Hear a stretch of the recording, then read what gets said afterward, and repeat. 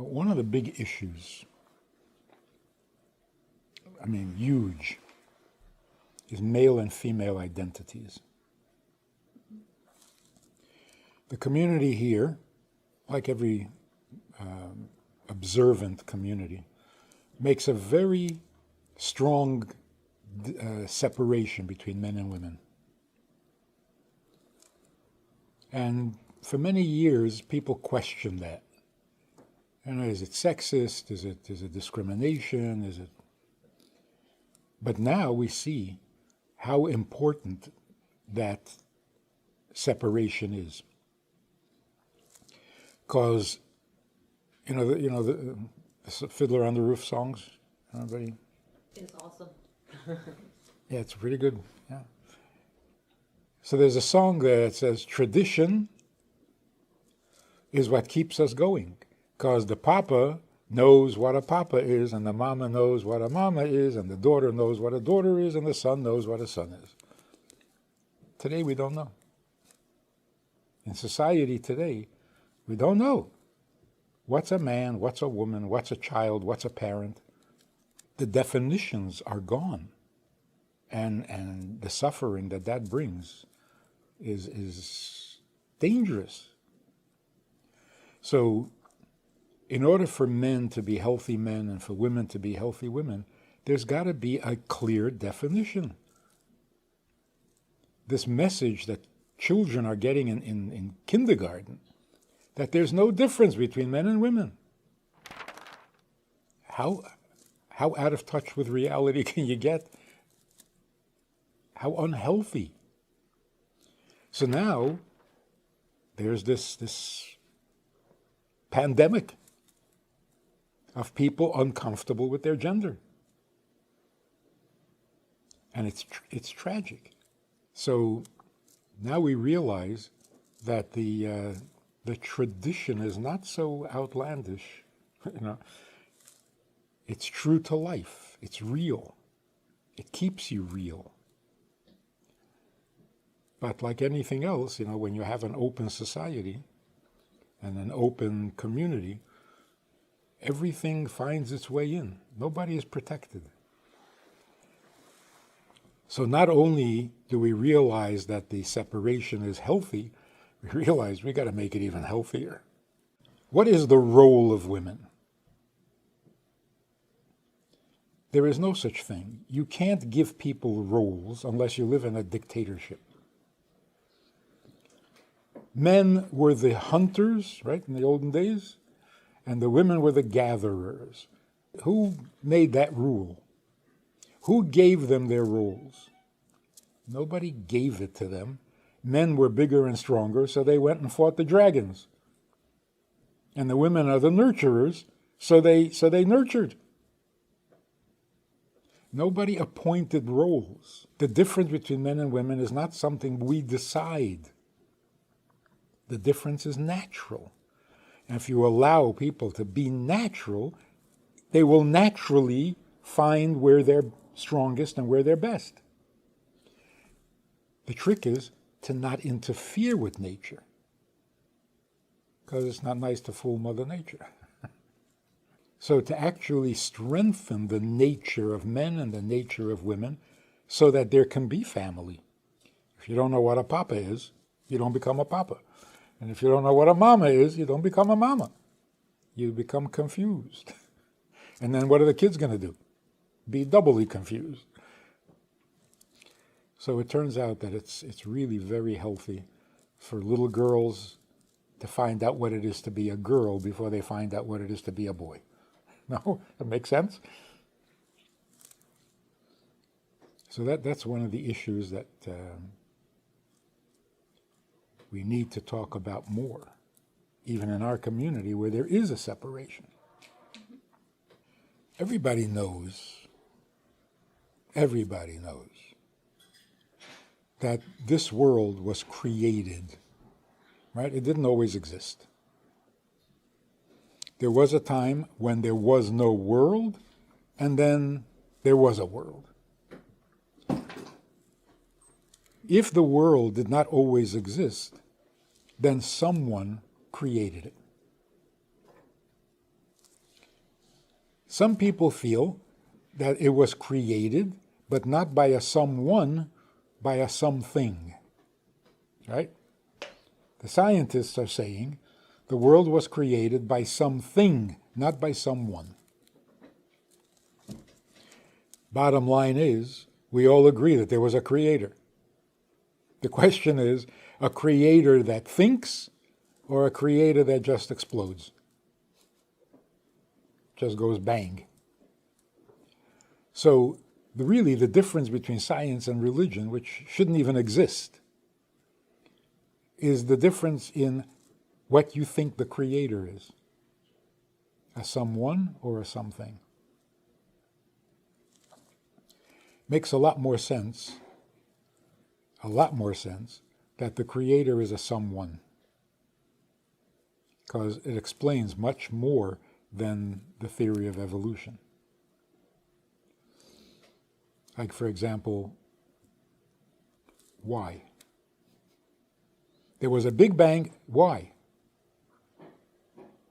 Like for an eternity there was no Big Bang, and all of a sudden there was a Big Bang. Why?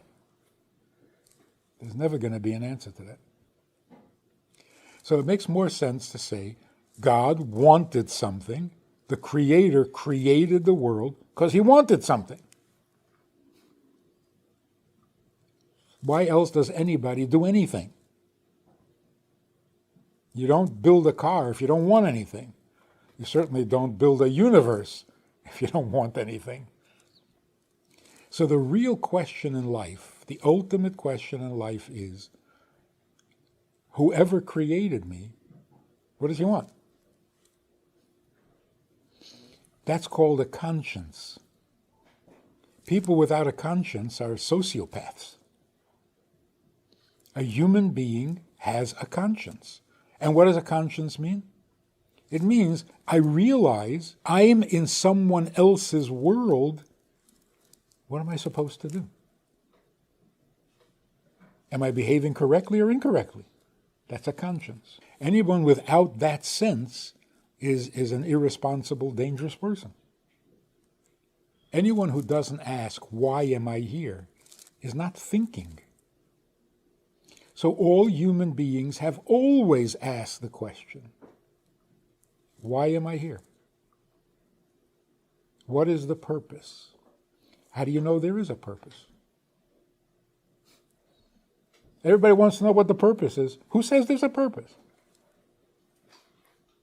Our conscience tells us that there's a purpose. And then we feel a little obligated to do whatever that purpose is. So we want to know. That's really what Judaism is. Not a religion, a purpose. God came down to Mount Sinai 3,300 years ago and said, let me tell you my purpose. That doesn't make you religious. That just makes you knowledgeable. Because everybody wants to know what the purpose is. Well, we found out. So Judaism was never meant to be a religion. It was never called a religion. You look through the entire Bible, the 5 books of Moses, the word religion doesn't exist. There was no word for it. When religions began, Christianity, Islam, others, now all of a sudden Judaism was, the other religion. No, we never were a religion. Because a religion separates you from others. But what God said at Mount Sinai is universal. It doesn't separate us. It obligates us to deliver the message. What is God's purpose? What was he thinking when he created the world? Do we need to know this? Yeah, if you want to make sense of life. So we keep asking, why are we here? And then we shrug our shoulders and say, who knows? We'll never know. That's painful. So we start making up purposes, and then we end up having wars. Because my purpose, your purpose. What is God's purpose? Very, very romantically stated. There was just God. There was nothing else. The universe did not exist.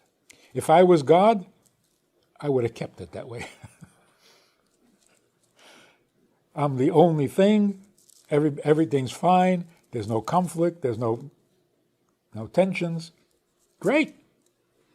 What's wrong with that? Have the whole world to myself. For some godly reason, God was not satisfied with being exclusive. Only him. He said, no, this is not good. I don't want to be the only thing. I want to be the one thing, which includes everything. In Hebrew, there's a difference between Yachid and Echad. Yachid means exclusive, Echad means inclusive. So the one and only is a contradiction. One means that there's 2 and 3 and 4. You can't have number 1 and no other numbers. So one means united, one world instead of a splintered world. Only means no world, just me. So you don't want to be the one and only. You want to be one with the world. You don't want to be only. Because only is lonely.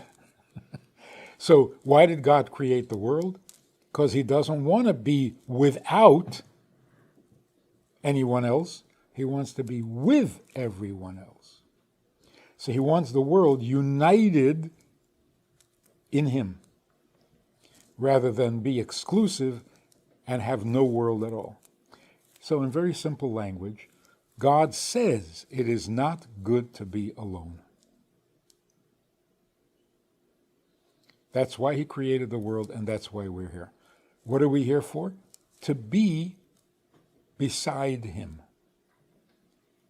To have a will of our own, but choose him. That's called united. That's like a marriage. Man and woman, very different personalities, very different needs, but there for each other. United, not only despite their differences, but including their differences. So we're here to make the world a godly world, meaning our own will, our own choice, our own understanding, consistent with God.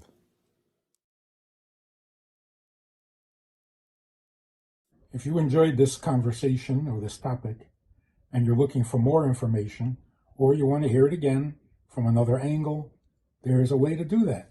And that is in this book. It's all there. Order it from Amazon. You can read it, reread it, and share it.